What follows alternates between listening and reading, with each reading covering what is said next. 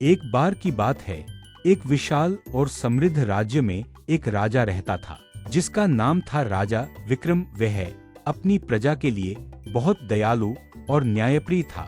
उसका राज्य हरे भरे खेतों, बहती नदियों और खुशहाल लोगों से भरा हुआ था। राजा विक्रम का महल सोने और चांदी से सजा हुआ था, लेकिन उसका दिल अपनी प्रजा की भलाई के लिए धड़कता था। एक दिन राज्य में सूखा पड़ गया, नदियां सूखने लगी, खेत बंजर हो गए और लोग भूख से तड़पने लगे। राजा विक्रम ने यह देखकर अपने मंत्रियों को बुलाया और कहा, हमें अपनी प्रजा को बचाना होगा। मेरे खजाने का सारा धन निकालो और भोजन और पानी का इंतजाम करो।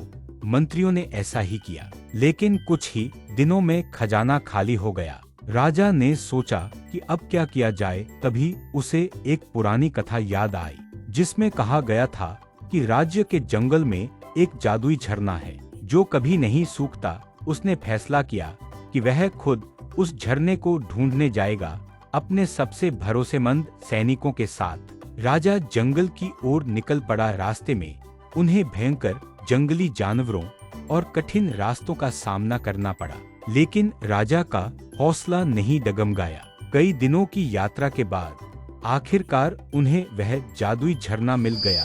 उसका पानी इतना शुद्ध और ठंडा था कि उसे देखते ही सारी थकान दूर हो गई। राजा ने अपने सैनिकों से कहा, इस पानी को राज्य में ले चलो और प्रजा में बांट दो। सैनिकों ने वैसा ही किया। झरने का पानी राज्य में पहुंचा और धीरे धीरे सूखा खत्म हो गया। खेत फिर से हरे भरे हो गए और लोग खुशहाल जीवन जीने लगे। प्रजा ने अपने राजा की इस बहादुरी और त्याग की खूब प्रशंसा की। राजा विक्रम का नाम इतिहास में अमर हो गया और लोग उन्हें प्रजा का रक्षक कहकर पुकारने लगे। इस तरह राजा विक्रम ने अपने राज्य को बचाया और साबित कर दिया कि एक सच्चा राजा वही होता है जो अपनी प्रजा को अपने परिवार की तरह मानता है।